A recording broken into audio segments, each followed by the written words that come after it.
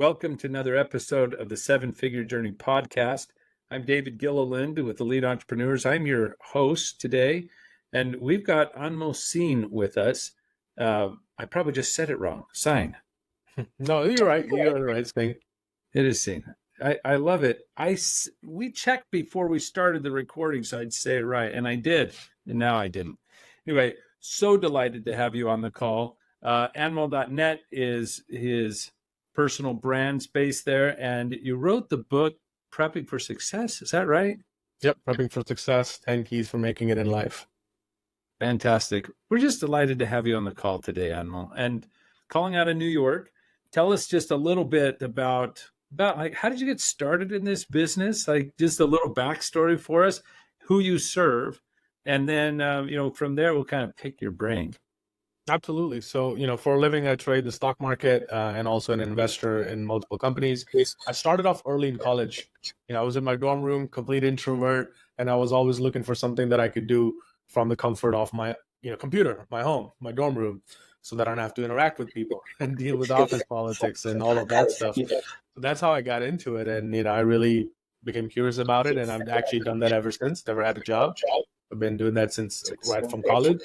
And then in 2015, I started LiveTraders, which is an online academy where we teach other people how to get involved with the stock market and how to take control of their own investments. So they're not relying on hedge fund managers or, online articles and trusting people they shouldn't be trusting. We teach them how to do it themselves. So that's kind of what we do at LiveTraders. And I work with, fund managers and successful traders around the world on their psychology, on how to be calm when you're risking millions of dollars every single day. The fluctuations can really affect your psychology. So I help them build systems and stay calm in the face of adversity.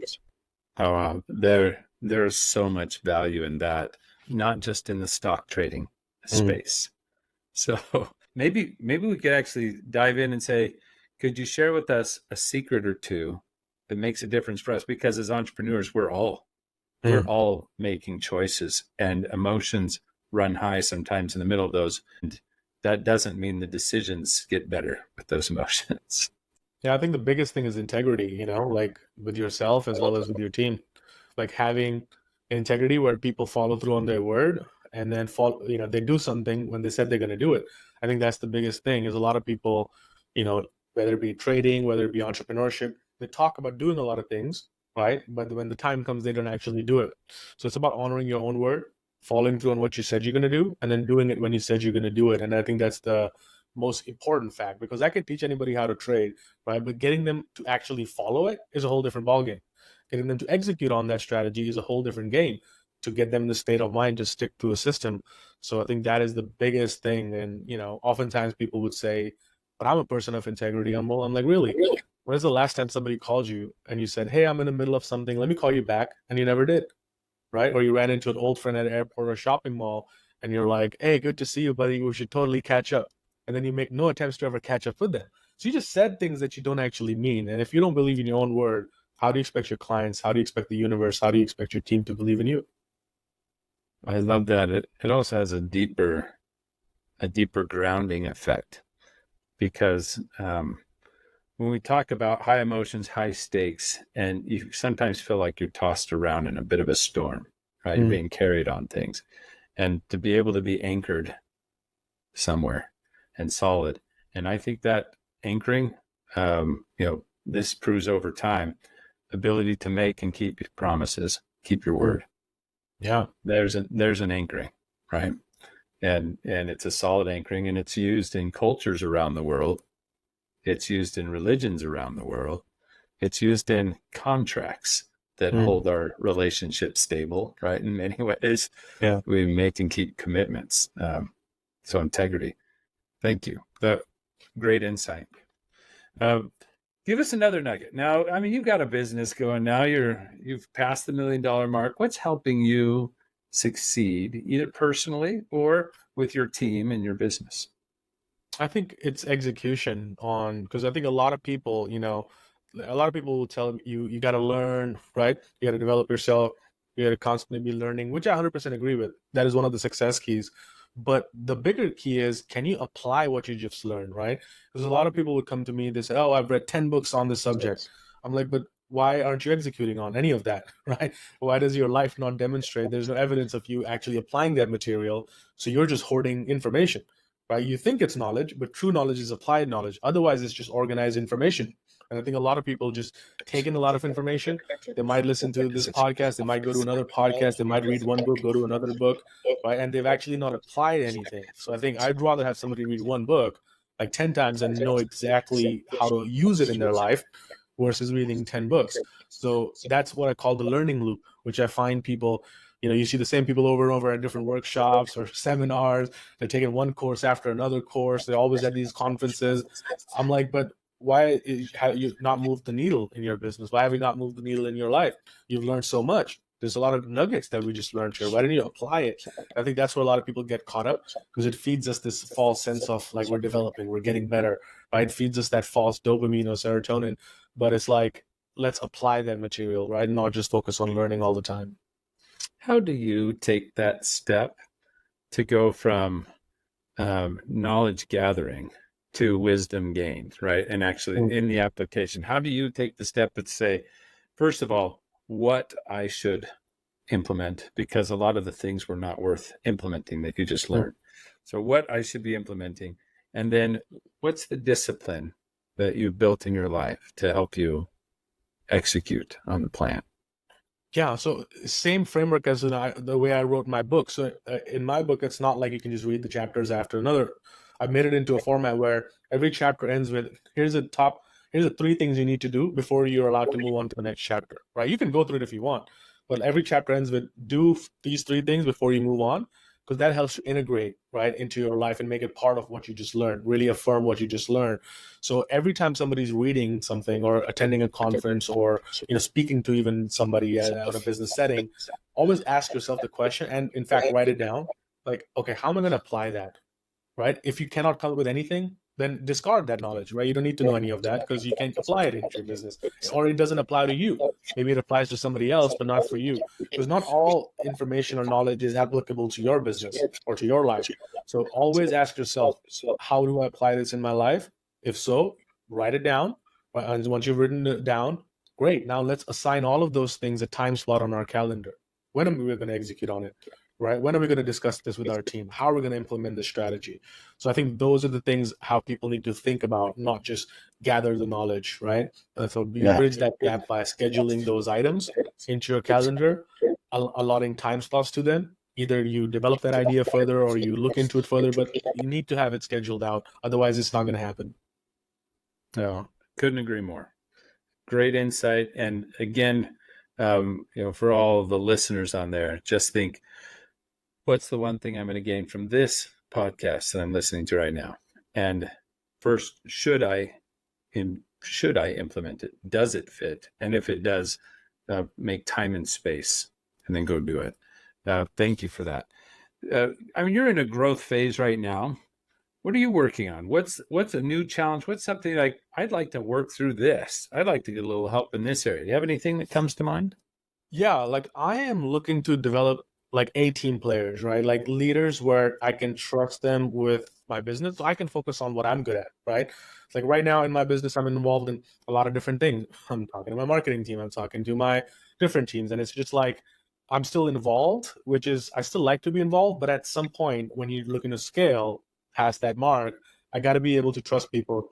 I got to be able to delegate my tasks. And I think that's the challenge that I'm having is, you know, the people that I have are really good at their niches, but they're not A-team players that I can, like, if I go away for a month, I don't know if I can rely on them to continue the operations, right? So I guess that's my challenge, is like developing, or how do I develop the correct A-team players that I can, if I have to be in hospital for 1 month, then I know the business is going to run itself. That's a really important question. Let's understand first why it is, why it actually matters so much. So there is if I'm in the hospital for a month, sure, but your first piece on there was, if I'm to grow this business and actually scale, it can't happen with me being the bottleneck per 1,000 decisions. Yeah. I can't be directing each and every one of those places. I can't be approving minor decisions, even major decisions within their lane, I shouldn't be. I can't. I don't have time. I need to be able to instead just approve, here's the results we need from what you're doing. You own the result. Now help find a path to get there, right? Yeah. What difference would it make for you if you weren't able to get the leaders in place or grow the people where you want to grow them to? How will that affect your business 3 years from now? What will it look like if you're not able to get leaders doing that kind of thing? I think it'll be, as you said, right, a bottleneck, right, for further growth and scaling the business, because you know, I think that will definitely limit us to grow the team. Because if I'm involved in every task, I can't grow the team because I got to be involved everywhere. To be able to grow the team and have different divisions, each accountable for themselves, and that is something that is absolutely going to be me to take a little step back. So I'm not looking at the website that they just made, right? I should be able to do what I do. So I think, yeah, it'll be a bottleneck. Yeah, and I've seen people deal with that bottleneck in a couple of ways that aren't as healthy, right? So one of them is they just say, oh well, I guess this is just as big as we can be, and they stagnate. So that's one. And the other is, I'll just work 80 or 90 hours a week, and they can double their size still, but their life sucks. Mm-hmm.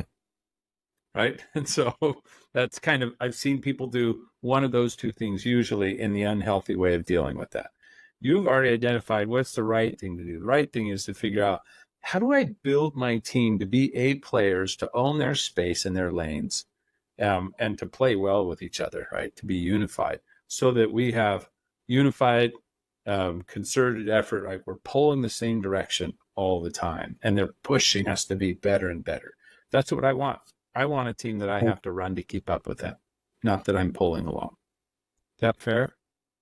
Yeah. Describe Absolutely. to me what the A player looks like in your business. Just tell me top level. You don't have to say details in marketing or whatever. Just say an A player is going to have these things to me. They're going to act like this. I think number one would be crystal clear and concise communication, right? Like they're on their A game, very communicative, keeping me in the loop, giving me the updates that are required so I can make the bigger decisions. And with each other too, right? Because that way yeah. they can work together in a unified way. Yeah, great. Yeah. Right. Yeah. And then two, they have to be an action leader, because if they're going to lead the rest of the other people in the team, then they got to be able to have their own, leadership skills. So I think that's the big one. And then the third is like accountability and trust. I put that together because, accountability, are they going to be accountable for the results? Or are they going to be somebody who's going to say, oh, that's why we didn't get the results because he didn't do that, right? Putting it on others. You need to own it as a leader, the accountability. I think that's number one. And then being able to trust them that they are going to do the job and I don't have to look at their work or check on them, right? Like being able to have that trust within that person. I think those are the top qualities that I would need. I love those. I think they'll be very valuable. I'm going to throw one more on there that came to mind while we were talking and that I've seen before is, if I'm going to have an A player, I need them seeing several plays ahead. I need them to think strategically. Go to where the market's moving. Skate to where the puck is going to be, Wayne Gretzky kind of quote. Yeah. I need them thinking beyond. Strategic thinker is what I need. I'm going to call them an A player. Otherwise, they're just taking orders and delivering on the order, which is great, but not necessarily the one that I can be gone for a month and they grow the business. Right. 100%. Without that, I can be gone for a month and they maintain the business. They're good managers. They're good overseers, but they're not good builders. And so, so I'll throw that last one in there. More so that while you're building, I'm sorry. That's a great one. That's a great one because you're absolutely spot on with that. Because if they're not thinking ahead, oftentimes they're not thinking ahead of the systems you might need, right? So they might build, let's say, a whole website on these, these tools that are they're going to be obsolete for us here soon because of other changes that are going to happen as we grow. Yeah, exactly. And so And they'll be leading their teams if they're thinking ahead. They're leading their teams. They're hiring people for 2 roles beyond that. They're not just hiring someone to plug into a spot and be a cog. And Yeah, that's really key for our growth. We have to have people that are bringing on team members for the future, not just ones for today. absolutely. Okay, so let's start thinking. What are practical things we can do? And I want to ask you, do you learn best from fire hose approach? I throw 1,000 things at you and then you pull a couple nuggets out of it. Or would you rather back and forth dive in and maybe do one line? You don't get to hear it all, but you get a line of thought that we can go in deep, and so you have more practical do.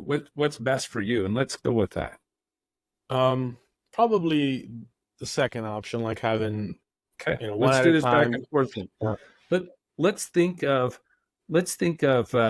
first of all, I've heard you say build my team, not I need to go hire in new leaders. Mhm.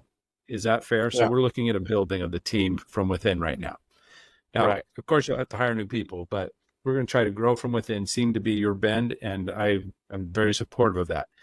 So, what do you do today to involve them in strategic decisions for the company right now? I think asking for, what do you think? Like asking for their feedback, asking for their suggestions, and also some of the things letting them work it out. Where I've been recently been like, hey, I want you guys to get on your own call and then figure out how we're gonna get this goal and who's gonna be accountable for what, and then I'll leave the decision up to you. So that way, I'm kind of developing them, and I don't have to be the one telling everybody what to do. I give them the end result that we're looking for, the goal that we're looking for, and then how we're going to get that done. They have a leeway on that. They're only accountable for the results, right? No, and how they go about that is up to them, as long as it's within the guidelines and parameters of the company. I I think that is one of the best ways to help build your leaders is lead by questions instead of answers. Right? Right. I mean, that's in essence what you're doing. You're like, oh, that's interesting. What do you think? Mm. What's your plan? Right? Right. And then begin reinforcing that when they bring a problem that you know answers to, because you've already figured it out in your business a lot. You know answers to already, to hold back and instead say, don't come to me with a problem. You can bring the problem and tell me the stated problem, but I need you to come to me with 3 potential solutions and then a recommendation on which one you would run with and why. That's all I Right. ask for. You're welcome to come into my office anytime when you have a problem with 3 potential solutions and you have one you picked and you tell me why. Now we can have good dialogue, right? After that, like, oh, that's great insight. Have you thought about, right? Now I'm teaching them to think another step further that maybe they didn't have the data before, or they haven't had the experience. So now I'm able to not tell them, that's nice, but I suggest you do this instead. Instead, now I get to ask questions to just enhance their problem solving ability, because those are the assets. Those people they are the greatest resource for solutions and to the problems we're going to face in the future are when they become better at solving problems and see that we have confidence in them. Because in general, we're gatekeepers. Maybe not you, but most of us listeners here with the 7-figure businesses, we have a better way. We've already proved it. And people are, our team's trying to guess, did I guess what he was thinking? Instead of, did I come up with something that will work? Right. And just the trust. So I love that. I love that you're doing that. Let's do a little bit more on this. How do you help them to see trends in the market? Do you involve them in any way in future planning of here's what we see coming down the pipeline, how it's going to, how might this impact this? What do those discussions look like right now? Do you have time and space to get them to think broadly about, very much out of the trenches now? We're not solving something in their lane. We're solving big business issues. Are they involved in those things today? Yes, but I think that's an area that I need to do probably a way better job at, because Okay. got to be conscious of that in the moment. I think a lot of times we're running our businesses, going about the day to day, and we forget to consciously look at all these things.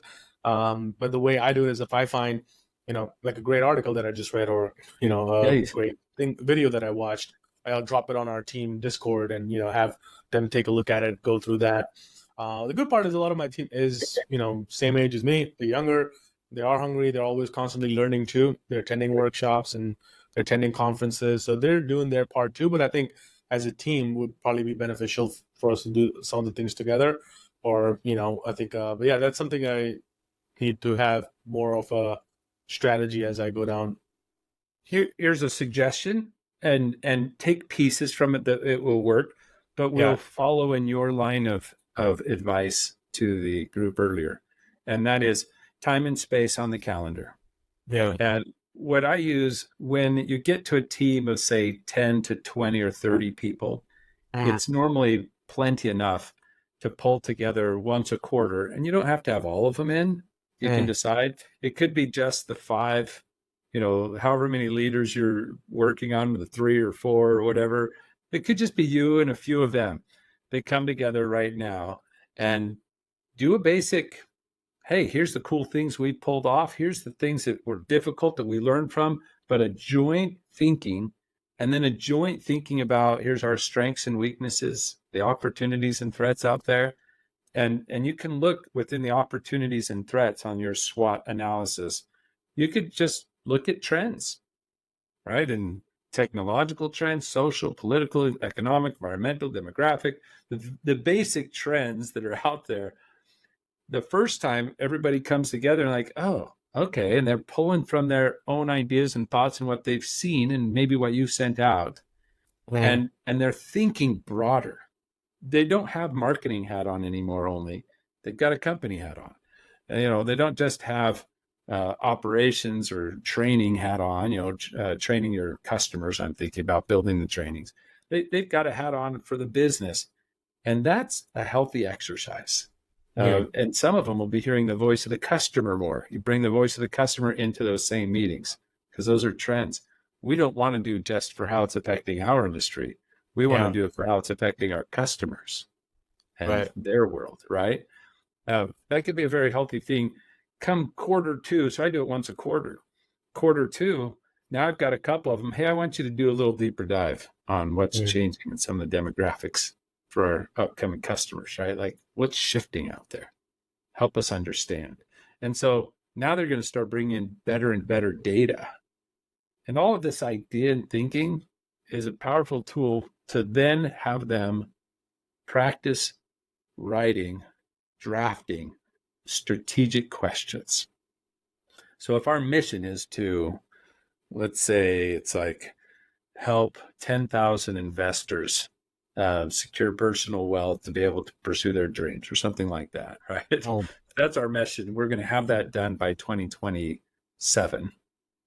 Then now the strategic question in this landscape that we just talked about is, well, then I think we're going to need to fix this area, build a strength that we don't have today. Or I think we need to use this strength we have and really leverage it. If we could leverage this one, how can we leverage this strength given these problems that are coming in the market? Or how do we take advantage of this opportunity given this weakness we've got today? Now, these are good strategic questions. They're seeing the major barriers that hold you back from really pushing the gas and moving forward to achieve your mission. Well, just formulating that question, that's learning strategic thinking. right. Right? We've all thought together. We had a collective experience. We now formulate all sorts of questions, and then together we choose which one was most essential for this year or for this quarter. And now we can build a process, map it out, put it on the calendar, who's doing what by when to execute on that new strategic initiative, which key members of your team are going to be able to be part of that. And even some up and coming ones who weren't in the room can be in that group being developed as leaders, building the solution, the business you need for growth 6 months and 12 months from now. They're helping to build it.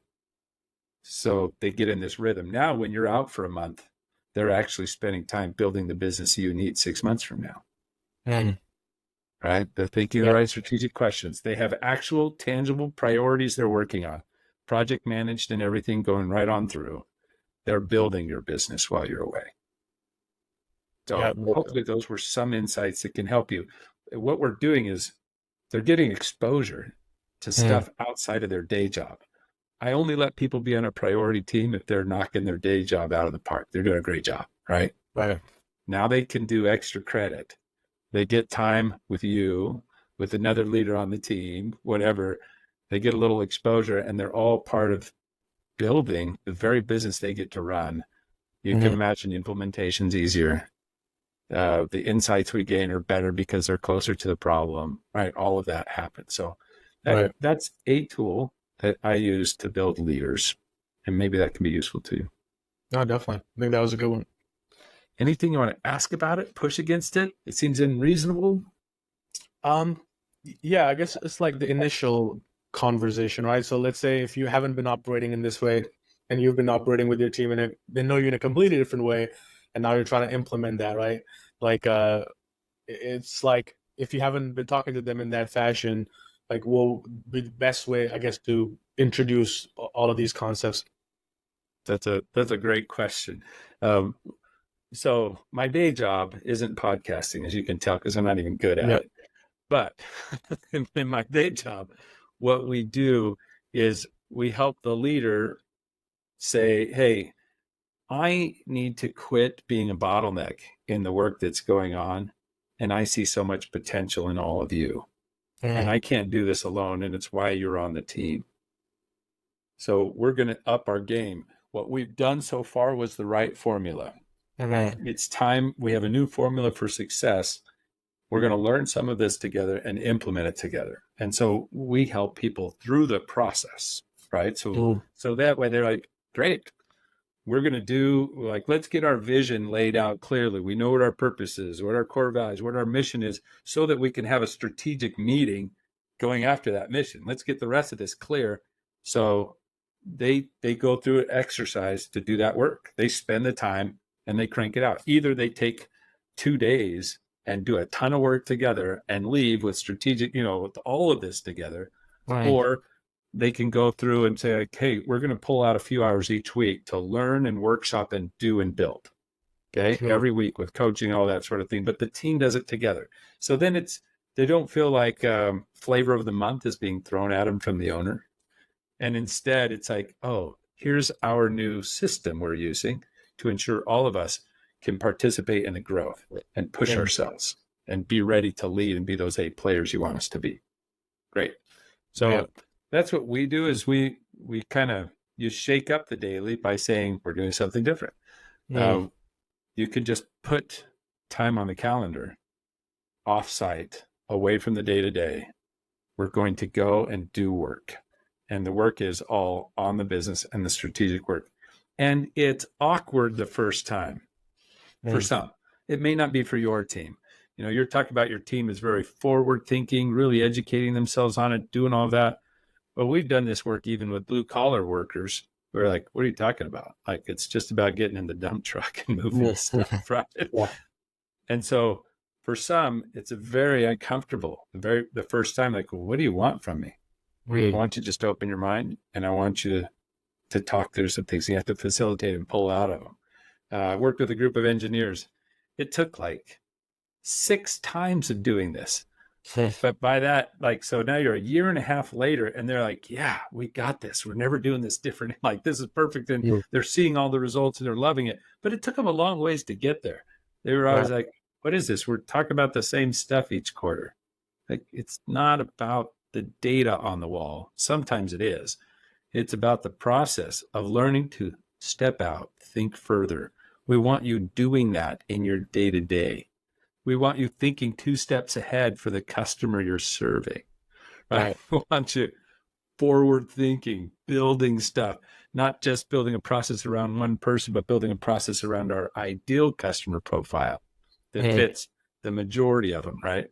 And they're like, okay, I see what I'm doing. So it takes some time, a little while. If in your business, they're used to getting answers to everything instead of questions. And it sounds like you're leading more with questions. So I bet your team would do better at it. to start. Perfect. Yeah. So that's what I would do, and I would tell them, have patience with the process. Mm. It's not to get the perfect answers up on the wall while we're creating. It's to co-create together, learn to think together, challenge each other, come up with ideas, build off of each other. It's to learn to do that, because problems of the future will be solved that way for us, Right. not by just asking ChatGPT for what the most common Yeah. answer is. Okay. We have to think Makes sense. together. We have to build together. We have to imagine a little. So I'm not saying ChatGPT won't get there, but it's not there yet. Yeah. In a So few years. that's right. It'll be a great tool, but the process gets us all on the same page. That matters. That Yeah. turns us into one team, right? Where we see it, we've wrestled with it.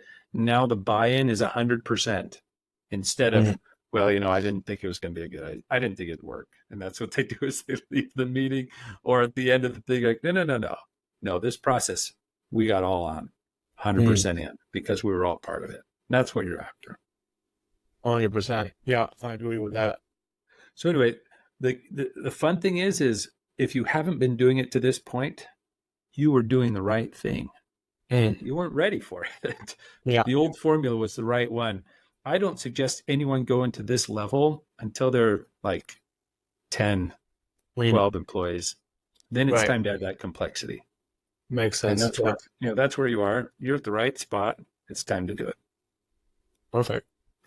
Anyway, I know you're going to act on it. What I love about people like you is I see so many business owners come through. I just want to go back to that nugget you shared with everyone. It's about execution. Yeah. It's about doing it. Put it in your calendar, get it done. I've had so many businesses that we've worked with to help make some of these transitions. And a large majority, it takes them 18 months to really fully get there, because they're kind of dripping in their application. Right. But then I've had others, 6 months time, they are soaring. And they're, they built their 10 million plus business, sold it, and they've done it 3, 4, 5 times already, running the same game plan and process, because they hear it, they grab it, they implement it, and they do it immediately and consistently. And you can have a B-level strategy implemented versus an A-level strategy hoping to implement, and the B wins every time.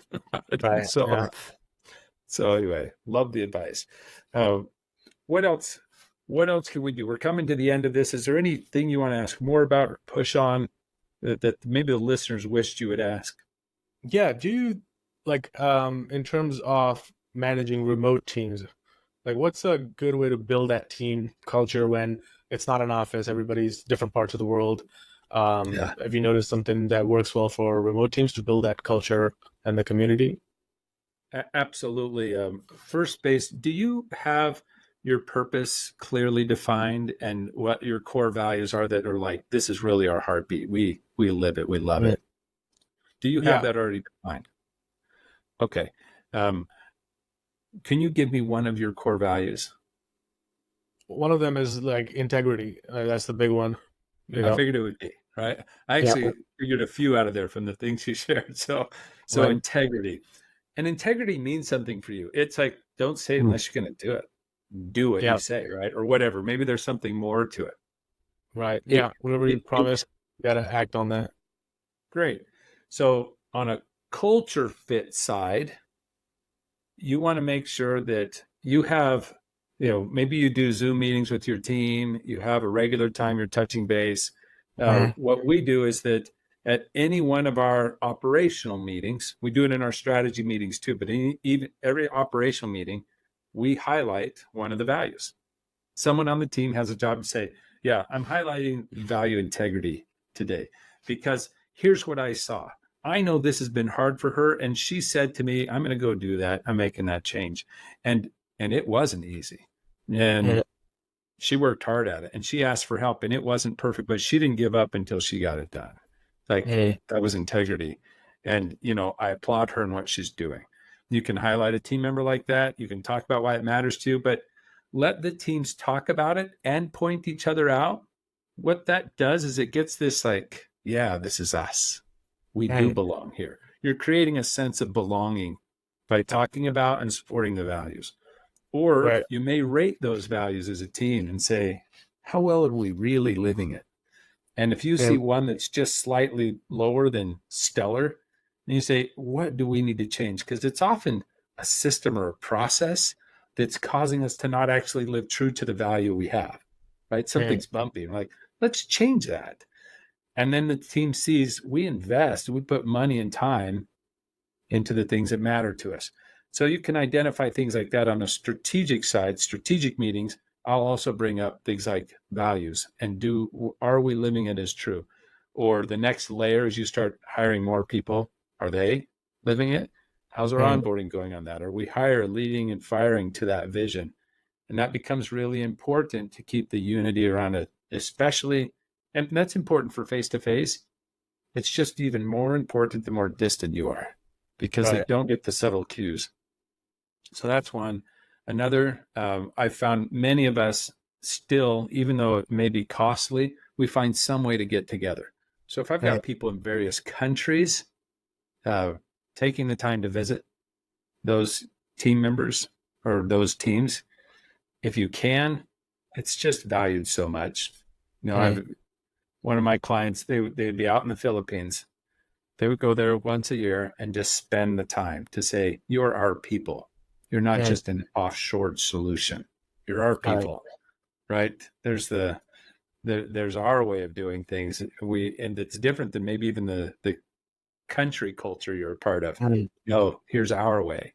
And to let them know that they do belong, they do matter, and you know them, you know their family, or their direct leader does, right? As you get Right. larger, that those things matter more. So we're all remote. So last thought I have is we never miss our one-on-ones. So every team member have their direct support, which like you would say, a direct leader, the Yeah. direct support for them has a one-on-one every week. It's going to be a half an hour. Yeah. 15 minutes of it is personal and what they're trying to achieve and where they're going, if they're willing to share that, and however we can help there. And then half of it is professional. How you're Right. doing in your day job right now, and what role do you really wish you had, and how do I help you get there? And Right. sometimes that role is outside of the business, outside of my Yeah. company, and I'm still going to help them get there because I draw the line of sight. You want to get there? Here's the skills, right? Let's talk about Right. it. I could help you build those skills. Should we get you ready? We could use those in our company too, in these ways. Are you willing? Yeah. Like, yeah. So I'm going to help them achieve their dreams. That builds a cohesion around those teams. So meeting Okay. rhythms, spending time personally and professionally for their growth, really leaning into the vision, the purpose, and those values on a regular basis seems to help and is so essential for those remote teams. Um, there's more, like we call them your Yeah. big threes. If you don't have a clear KPI for it, Right.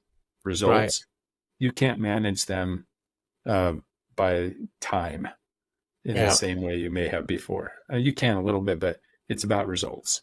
And so Mm. really managing and leading to those matters. So Awesome. Yeah. I too think that much, was a right? great. That was the Yeah. fire hose. I'm aware that was the fire hose, and I didn't do what you That asked was me a to great do. question to ask them on, where they are and how can I help them get to where they want to be. I think that was a good one. Yeah. And it's fun. I mean, that's Mm. just rewarding. And so Yeah. it's really cool. We have team members who have left us that we Mm. really leaned into and helped. They still come back to our community. They come to our events. They Mm. coach people. They lead stuff, no cost. They don't even charge us. They're just so Right. bought into it, right? And we love it, and we work hand in hand with them in their businesses now. So they've all started their own businesses. They didn't go to work for somebody else. They went and Mm. started their own businesses, and that's been fun and rewarding. I guess one person went back for a master's degree, so she Mm. doesn't have her own business yet, but she wanted to do her master's. Right. Um, anyway, that wraps it up. How do people get in touch with you? They want to keep learning from you. Where should they go? Yeah. So my website is unmol.net. I think that's where you can learn more about everything I'm involved with. And my book is on Amazon, Barnes and Nobles, wherever you get your books, and Audible, iTunes.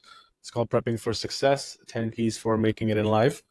And yeah, I'm more active on Twitter and Instagram. My username on Both of those is Delta 90, DELTA, NINETY. Don't ask me why. I had it a long time ago. It's kept it since then, since college. So, that's where I'm at.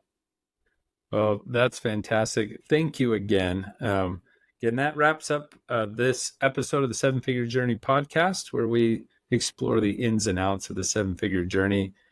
We value all of the guests that come, and Anmol, you added so much value today. Take this stuff. If you liked it, if it was valuable, share it with some other seven-figure business owners. Like it, put it on your social posts, whatever it is you can do to help spread the word so we can continue to work together and help each other move forward. Until next time.